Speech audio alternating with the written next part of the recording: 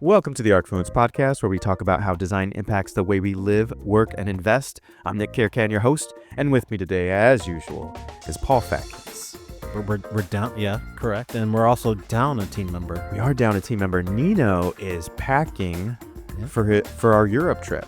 Well, yeah, he's going, and then we're going to tag along, like a week later, we'll be traveling and then heading over there. Right, Well, he's going down to, he's staying a little longer we are, so he's planning. well, he's seeing his family and doing other stuff. Yeah. But we're going to go and catch a race over in Italy. Formula One. Yeah, it's going to be great.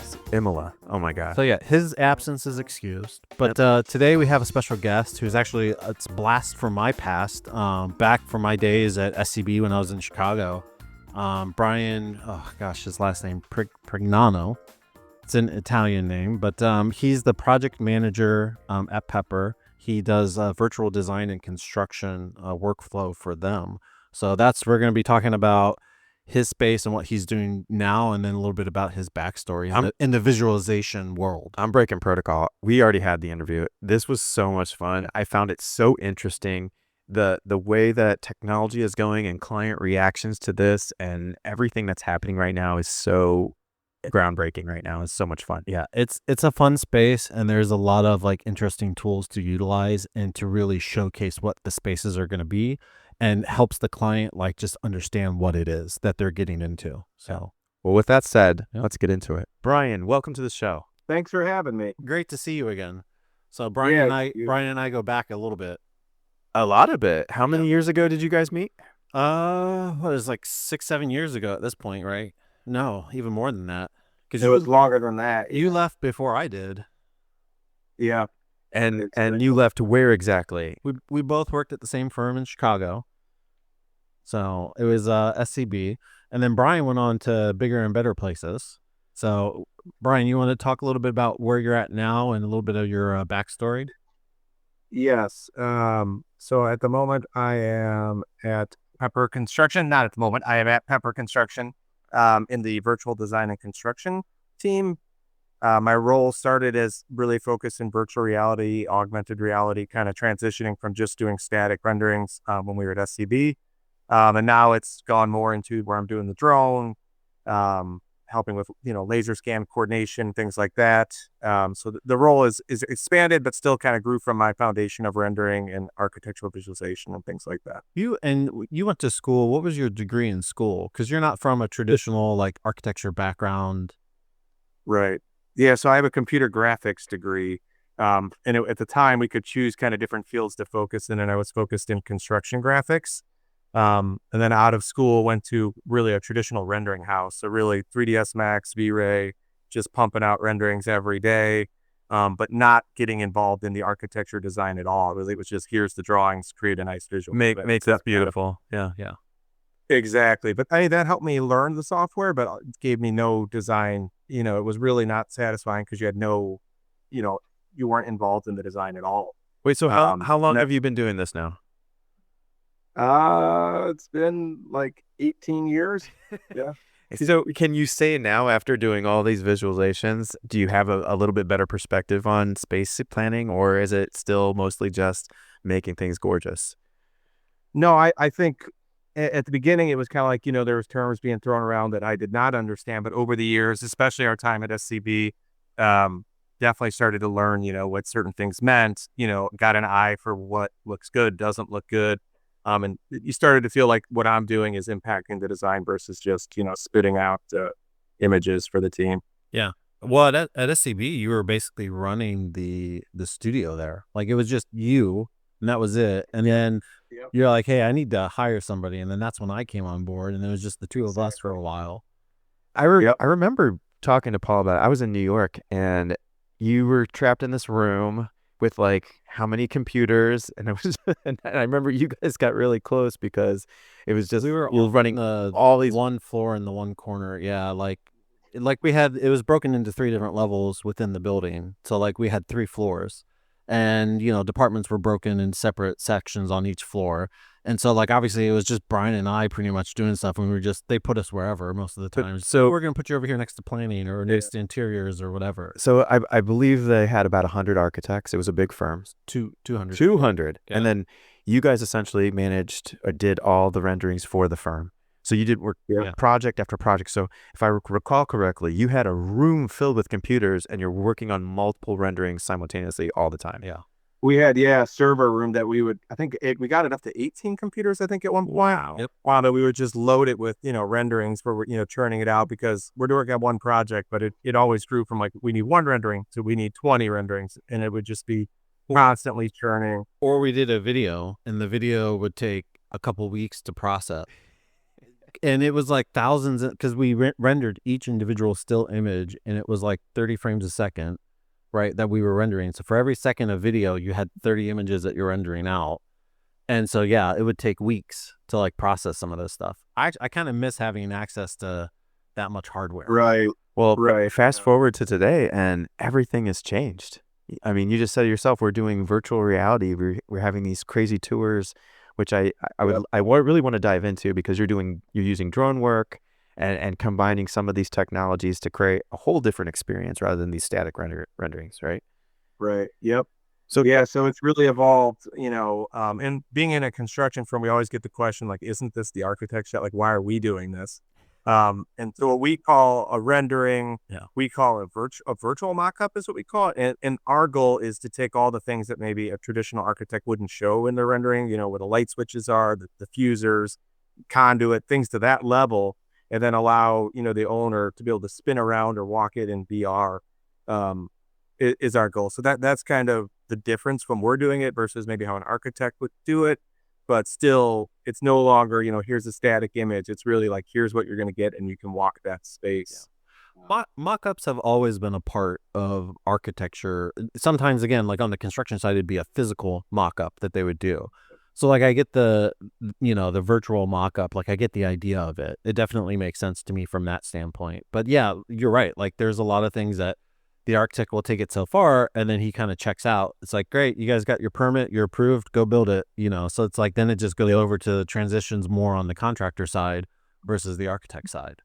So, but yeah. And we're combining kind of the architect's model with our coordination model, pulling all the different, finishes and all the specs and trying to create this. But you guys are adding additional detail into because again, like there's certain things that the architect doesn't necessarily show that you guys are adding into these models. So that's awesome. Yep. Yes. Yep. I'm fascinated by this because I do a lot of our sales and marketing and client-facing stuff. Do you have any interaction with the clients? It varies project to project. That is the way we're headed, is where, they'll kind of hand something off, we'll work. We were doing an art museum in Chicago.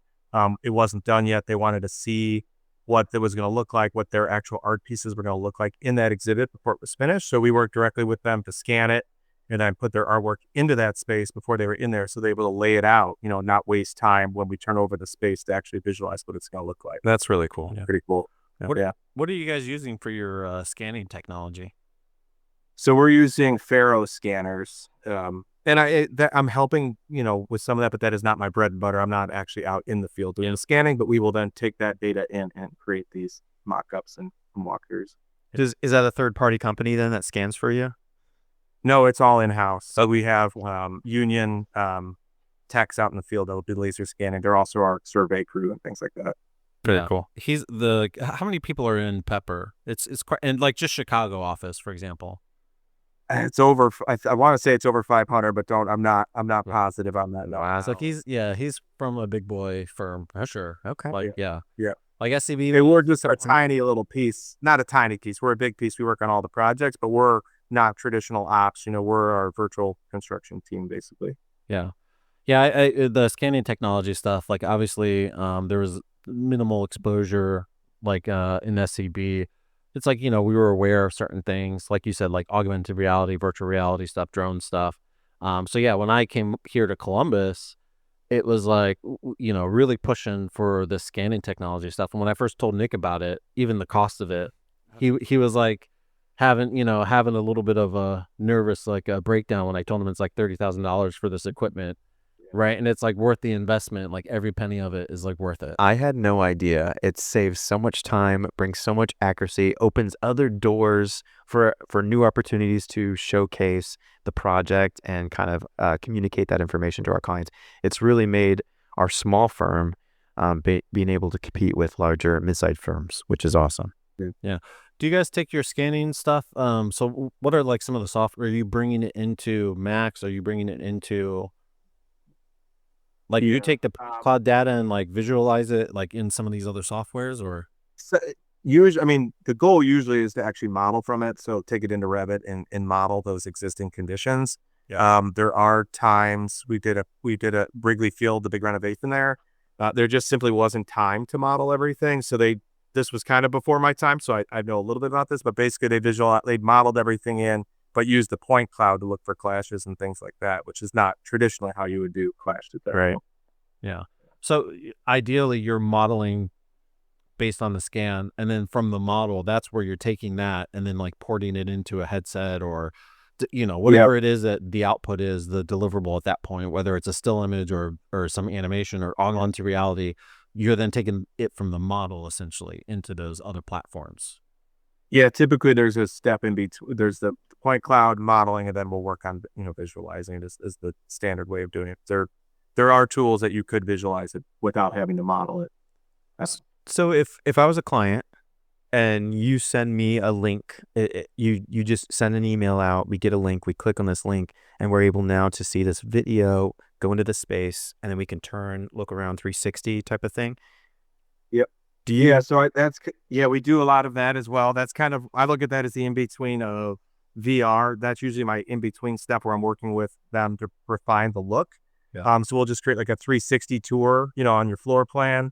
You could jump around and see what everything's going to look like. And once we have that to a level where everyone's comfortable, we then push that into VR, which we're using Unreal Engine typically for our VR. So we just bought a headset. We're now getting into that space as well. Can you tell me a little bit more about that? What is that experience like? What are you using, and how are your clients responding to it? Yeah, I gotta push more on this myself because right now Nick commandeered it, and he's like every now and then. I think mini golf is that? Danny and I do play mini golf on occasion. So I got to grab it back from him. But yeah, to Nick's question, it'd be great to hear how you guys utilize the headset, specifically. Yeah. So it really is. We have some cool examples. So at Cincinnati Zoo, we were working there. We were working with a rockwork consultant. Basically, real time, they were wearing that headset. We were able to swap in and out, what this rockwork is going to look like. We were able to explain to them, if you do this canopy overhead, what that's going to cost. So you could almost think of it like real time value engineering, like, okay, you turn this on and off. This is what it's going to look like. And then they could be in the space and see it. Some simpler applications we've done was we're working on we put a 360 view in the headset, took the client out there, let them stand in the space, and then put the headset on, spin around, and see what it's going to look like, basically. So you can do this with the client when you're in Chicago and they're in Cincinnati. And well, if it's the headset, they got to be there, right? Because they're usually, on. Yeah. Okay. Yeah, right. You could do it. You could be that example I just gave. You really don't have to be in the real space. You could be anywhere and feel what it feels like to be in the space. But that instance, we were in the real space under construction. They put the headset on, spun around, and then took it off. And then could see what it's going to look like. You guys are also doing augmented reality stuff, right? So you have, again, like actually being on site, and you have like an overlay of the virtual environment with the physical environment. Yeah, so we'll use, and this is one that's been a challenge, right? We haven't been get full buy-in on this, but it's called the HoloLens, and it's glasses you wear made by Microsoft, and you basically see like sunglasses, but then you can overlay the model. So we use it a lot for our MEP verification. So they'll go out there and put the headset on, and they can see if someone went rogue from what was the coordination model, if someone moved fire protection line, things like that. So it's a good verification tool. There are challenges with accuracy and all that, so we're keep pushing for it, but it's not 100% something we're doing all the time. That's really cool. Yeah. I was gonna say the augmented reality space hasn't really been pushed as much as the virtual reality space, right? Yeah. Is that I would. There's more hesitation. I think people don't trust it, and at this point, I think it's fair not to because the accuracy isn't fractions of inches. It's inches, but it still has a value. I think it's just about for me, I'm always trying to push us to keep leveraging these tools the best we can. Is part of your responsibility to find what tools are working the best and kind of identify what you're using to communicate these ideas?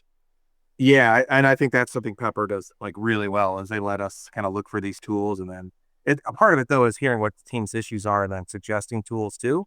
So it's a little bit of us finding it and trying to use it, but then also the team might say, "Hey, we saw this," or "Hey, here's our problem. What technology you have that could help us?" So right now, what's your ideal equipment and software choice? For Having I was a gonna say it depends on for what, right? having a VR experience with your clients. So it would be using at the end we'd be in a MetaQuest 3 headset, or whatever. There might be a new one. That's what we have at the moment, and then using Unreal Engine to create some sort of a game environment that they could walk through it with. And the pipeline would be potentially laser scan to Revit to 3ds Max to then maybe a 360 tour, and then finally VR at the end is kind of the workflow.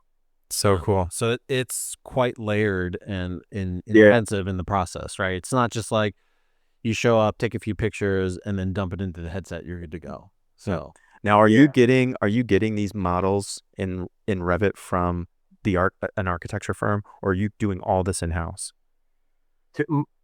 We usually get a Revit model from America. And then you take the model, you put it into 3ds Max, add your details. Yeah, then yep, exactly. And then if we want to bring in the coordination model, we'll bring it in there, get it all combined, and then go to those next steps. yeah. Hey, so I wanted to say as well on LinkedIn, I think it was, I saw you flying a drone at some event. So Yeah. I forget what it was, but I was like, oh, I remember when Brian and I were in the park in Chicago, and I was showing him. You taught me how to fly. Yeah, right. You're right. Well, and I didn't do much with it, and now I'm flying it like 3 or 4 times a week. Well, yeah, at SCB. So like again, like similar to what Brian is saying, like going out there and looking for different tools, different processes and workflows, and trying just to experiment, innovate a little bit within the space, and come up with different things. Like drones were back then were like, the hot ticket. Like everyone all of a sudden was like, oh, this is a great tool to utilize because of this, this, and this. You didn't need a certification back then. No, they didn't even have that at that point. It was wild, wild west a little bit. But yeah, I kind of got SCB into it a little bit, into that space. Because I think it was Brian and I think Pete was with us at that time. We all went out to a site one time and we were like just playing around with it, flying it, to try it out. Yeah, it was a project right in downtown Chicago. I remember putting it out. I'm like, was this a good place for me to fly this for the first time? Yeah, I think. And I'm like, it's got GPS. You're good. Just run with it.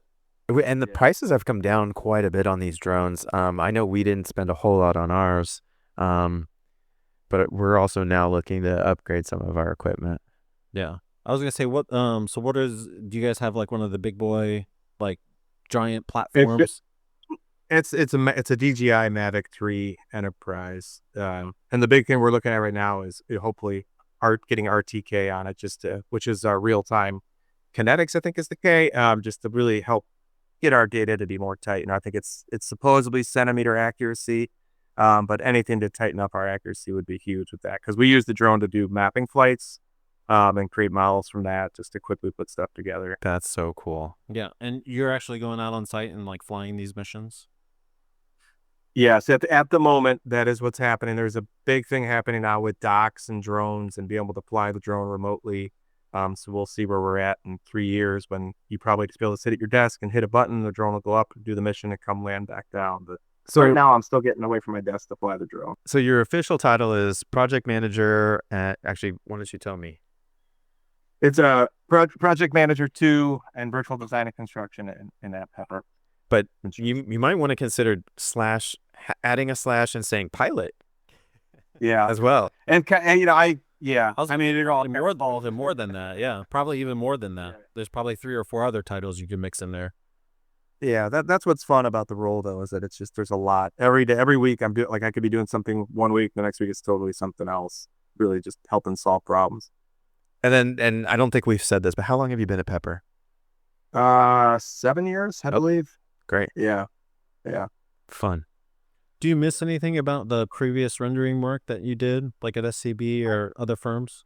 Like, for sure. I mean, I definitely miss the render house side of things. I don't miss that, where we're just cranking out, but I do miss the creativity of being at an architecture firm and helping, at SCB specifically, we're building towers and in big cities and being a part of that, and then seeing those towers built and like, oh, I helped render that, and some of those design decisions were made because of our rendering. Yeah, I went to Hawaii last year, and like Howard Hughes, we worked with SCB, and it was like everything there, and I can't think of the name. Do you remember the name of the area?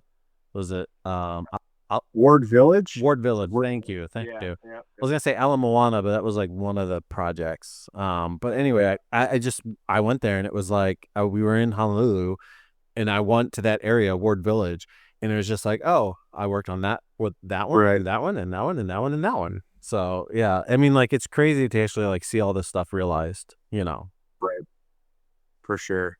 And that was weird when I left SCB. We were doing a building at UIC, and then Pepper was building that building at UIC. So it was like I went from the architect to the construction team on the same project.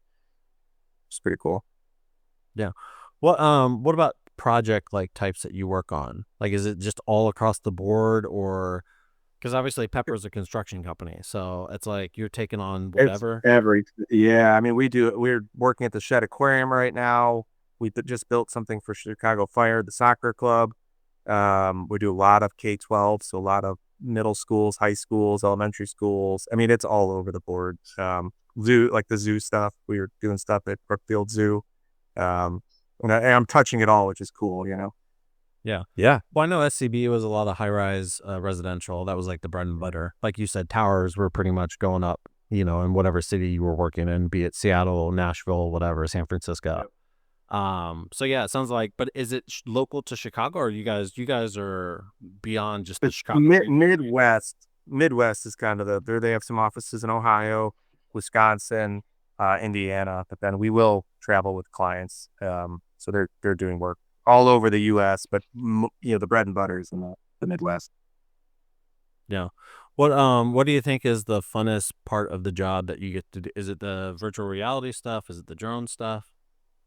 I think it's when you get to like be out in the field doing something, and then someone, one of the, trades people come up to you and they want to see what you're working on or doing. You show it to them like, whoa, that's awesome. Like things that they haven't seen. And then if there's a way to have what we're doing impact them, and help them with being safer, that's all part of it. Well, But I was going to it's say, kind of creating those. Yeah.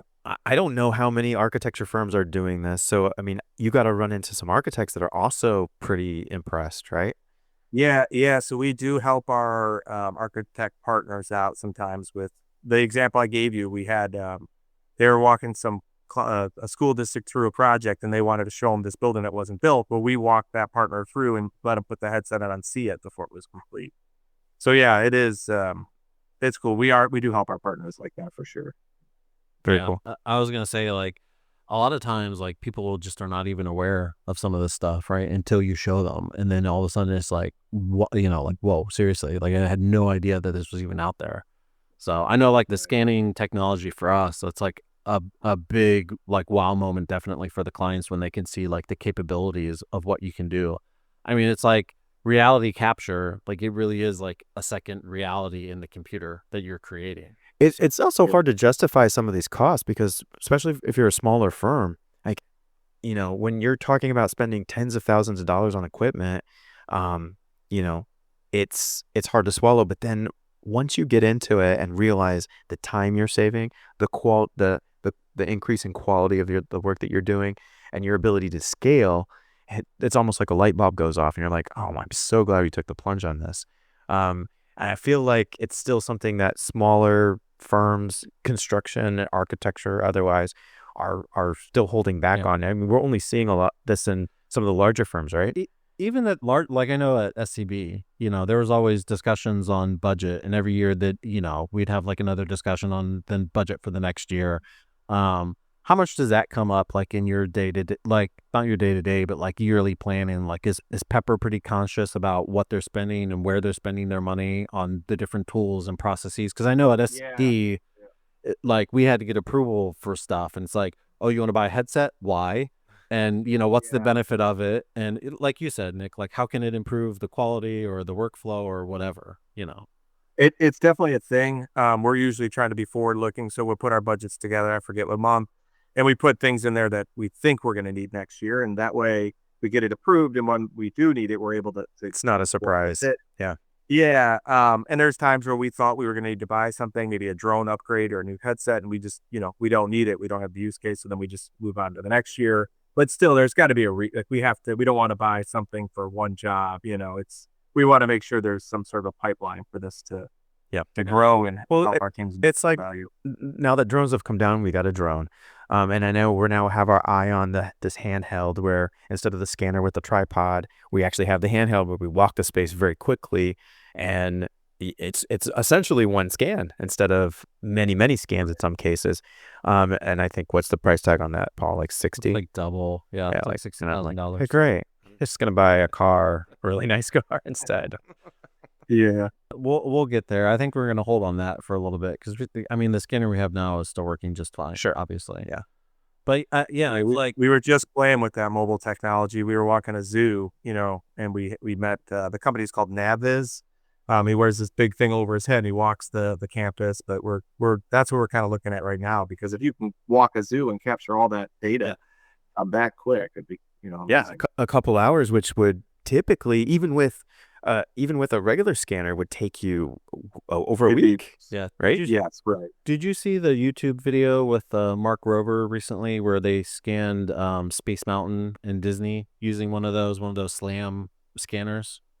I did not see that specific. Was he in the coaster? Check it out. So he actually, Right. yeah. I mean, it's a unit. It's like, I don't know. It's basically like 6 inches across and 6 inches deep. So it's something that like he literally like stuffed into his jacket and snuck it onto the roller coaster. And he rode the roller coaster with it. He like ripped his jacket off or open, and this thing was spinning and scanning as he went on the roller coaster. And then he scanned the whole ride, and then he like it's all on the video. And then he like took that, created a model, and then like posted all the data like up online for like people to see what it actually looks like, because that ride is all in the dark. Yeah, so you really can't see anything. So he wanted to scan it so he could actually visualize what is down in that darkness. Yeah, that like all the different turns and everything. Yeah, so it's a really interesting video. But yeah, that's a company that they just recently got into the scanning technology. They've only been at it for a number of years, but again, like they're focused more on the mobile stuff, where it's like this backpack that you're wearing and the handheld unit, and you're just walking through capturing stuff. Yeah, so much faster. Yeah. So, well, I mean, we'll get there with it, but I think for now, the one that's on the tripod is just fine. I know for us, there's accuracy issues with the walking, but it just depends. Use cases, everything. If you don't need to be fractions of inches, that might be what you need. Yeah. No, ours is what, 1/8 of an inch? About 1/8 of an inch accuracy, which is great. Yeah. But I mean, like, regardless, like for us, it's like for us to justify it again, being a smaller firm, we have to use it on every single project. Otherwise, it just doesn't make sense. So like even like at Pepper, where you said like, oh, there might not be a couple of projects, or we're not just going to buy it for one project, right? Like, I mean, like, is there a certain threshold, like, oh, we can use it on 20% of the project, so therefore it's like a justifiable cost? It's almost like how quickly could we, by charging certain projects, how quickly could we get the money back from following it? That's usually the thought. So if it's within a year, if there's a pipeline to get the money back in a year, then of course it makes sense to move forward with it. But there's other, they're willing, if there's a instance where we just need to try something and we're pushing for it, we'll work for it. It depends on what specific use, project. Are you baking some of this stuff into the project budget? Like, I know when we were at SCB, like almost everything was an additional service that got charged out to the client, right? Yeah. So it was like they had to approve, yes, we're going to do this package with this deliverable and blah, blah, blah. And it was usually an additional service fee. It's like we had like a separate business within a business at SCB. Is it kind of similar at Pepper? Like you're looking to, oh, we're going to do this service, but we're going to charge whatever for it. So then therefore it comes back and it's like a return on the investment that we're making on the equipment. Yeah. So some of our services will charge, and then the equipment will have its own little, charge, and that comes back. And then ideally that's for maintenance on the equipment. And then 5 years from now, maybe we buy a new drone, but because we're charging whatever it is per flight, but and then some things we have our enterprise, because we don't want the teams to hesitate to use that technology. We don't want them to be worried about, this is going to cost us this much. We just want them to use the tool because we know it's going to help them. So it really just depends. And that example is more of a software, tool that we want everyone to have access to, where when it's equipment, we usually are charging a rental fee. Yeah. Yeah, I wanted to touch a little bit more on the VR portion of this. What have been your clients' responses to? Like, have you had any negative feedback on it where they're like, you know what, I'm good. I don't want to deal with this technology. Have you had to push that on them? And then what was their So response that, to it? yeah, 100%. People, a lot of people don't want to put the headset on. That's the truth. So it really depends on the client. So that kind of step where I was explaining how laser scan to modeling to the 360 views to the headset, a lot of times we stop at those 360 Yeah, views. That's kind of like they get a feel for it. They can spin around, they can walk the space, but they don't have to put the headset on. So that is a lot of what we do is those 360 mock-ups, you could call it still. Um, but yeah, so that is, you do get the head. And then there's some people that put it on and they absolutely love it, and they want to walk around, they want to change stuff in it. So it just depends on the client. I But there is pushback. I kind of feeling the same thing with our experiences and where this mass adoption is. We're going through it, right? We're going through this adoption of these technologies, but at the same time, there's still some clients that are resistant to it. And I just thought that was interesting. I'm glad we're not the only ones that are experiencing that. Yeah. And the VR, I mean, it's a way to display it, but it's not like you still have to create the content to put in it, right? So it's kind of like a different way to visualize it. That's the bulk of the time to create the visual isn't the VR part of it. That's just the way to observe and look at that content. Hope that makes sense. Gotcha. Yeah, it's like it's like one, it's you're viewing it in 3D, but then I mean essentially it is. It's just it's a screen that you're viewing this information. But yeah, somebody still has to create that information. And instead of clicking your mouse and turning the camera to different angles, you just have to turn your head, which I find it. Exactly. Yeah, I love that. I love More, VR. more intuitive. Yeah. Yeah. Yeah. Yeah. And you also get the stereo left eye, right eye, and you can sense depth, what it really would feel like to be in space. Yeah, I wonder in years to come, I think we're going to need to see a little bit because I mean, if you're sharing a headset with somebody, it could be awkward for some. So I don't know if there's a less expensive version that like, hey, this is your headset. Nobody's used it. We're bringing it out of the box. Here you go. We tried some of that, I think, with like the phone where you like take it and put it in the cardboard. Yeah. That was Yeah. not Yep. really that great. Yeah.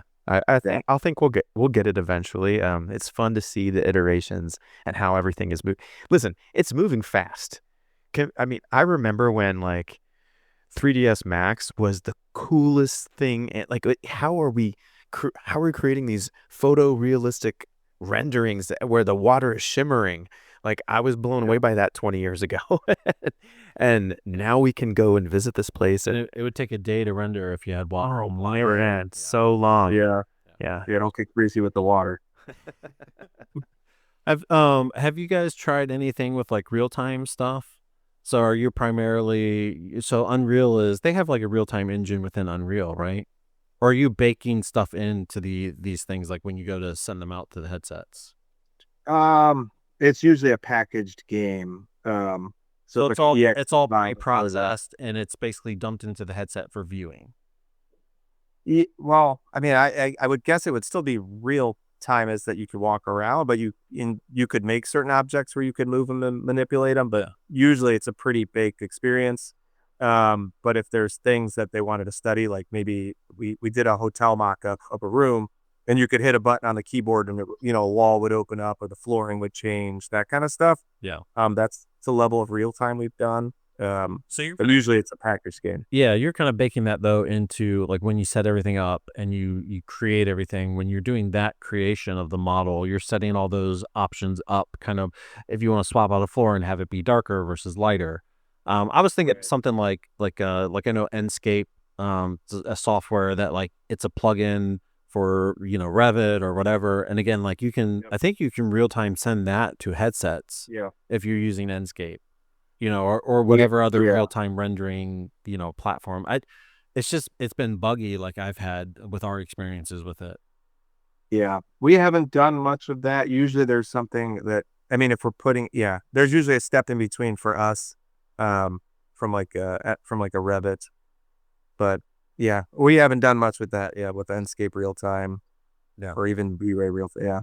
Have you guys gotten into any AI tools or anything like that in visualization space?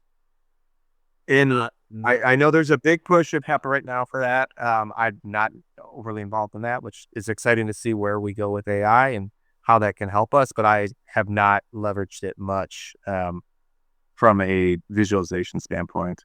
yeah.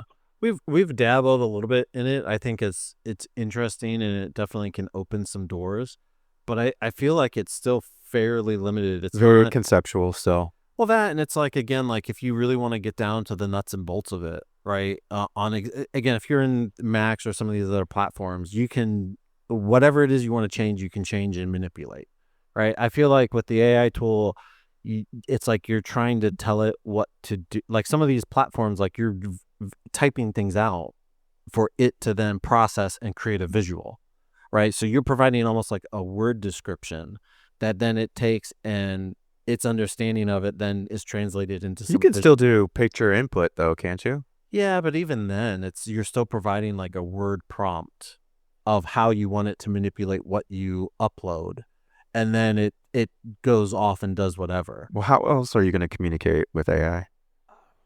Again, like that's kind of the beauty of a visualization specialist, right? Like you can, anything you want to manipulate, it's real easy for us to go in there and manipulate it.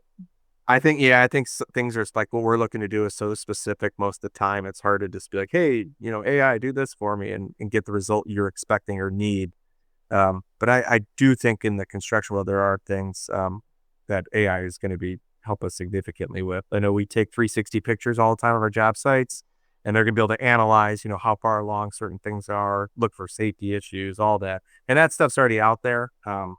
It's just how it continuing to evolve and utilize AI for stuff like that. That's interesting. So it has almost more benefit at this point in the field. So during construction. Yeah, and again, like it sounds like it's a very specific thing that it's looking for, right? Like be it safety Yep. issues or Yep. whatever. And that's probably where Or it's looking at, framing and looking for drywall that hasn't been put up yet. So it could give you a percentage of, how far until you're fully drywalled and things like that. Yeah, great for draws and things like that from the bank, etc. Yeah, I was gonna say for us, I feel like on the design side, it's great for like inspiration, to like feed some of that stuff instead of like manually going and like putting together like a Pinterest board, of like different images. It can help aid in some of that. Hey, I want something dark and moody, and using these materials and at this time of day, and show me some different like variations of it, right? And then it gives you some almost like inspiration board. Paul, why do you always have to be dark and moody? Oh, all right. Light and joyful. But you know what I mean? Like you can give it a general description for something like that, and then it gives you, like I said, it's like a board of options. I think for things like that, it's phenomenal right now. And just curious, like you mentioned value engineering.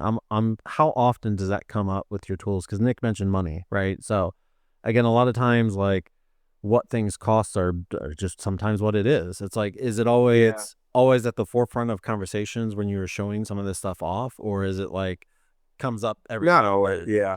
Yeah. Right. That's an every now and then. Sometimes it's when we're pursuing a job, like, hey, look, this is what we could do with this tool. You're still designing it. We can use it to do this. Other times we're doing, you could sell a virtual mockup as we don't have to do a physical mockup, or we can do a smaller physical mockup because we did a virtual one. So all the stuff we're doing typically has an impact on money because we're finding issues or solving things before it's physically built. And all that, the drone stuff goes to the safety thing. Instead of putting someone up on a roof or on a boom lift, you can just put the drone up there, take pictures. So everything we're doing, I think, has the ability to make it safer and reduce costs or rework in the end because we're solving it virtually, essentially. That's awesome. This has been a fun talk. I could keep going. Is there anything coming down the road that you're kind of looking forward to getting into? So like some of the AI stuff you said you're not really involved with, but is there other things you're starting to touch on where it's like, ooh, that's a cool space that you see potential in? I think the big thing we're looking at right now is the dock, like to drone, like the dock drones. I think that is something we're going to start exploring, because I mean, it's being able to put a drone up every day and take pictures and create, a model of how much dirt's been moved or how the site is going to be very valuable. And then if you don't have to put someone there to fly the drone every day, It'll bring down the cost significantly to do that. And then as far as from, visualization wise, to me, I feel like we're kind of like, I'm not seeing a ton coming, like VR.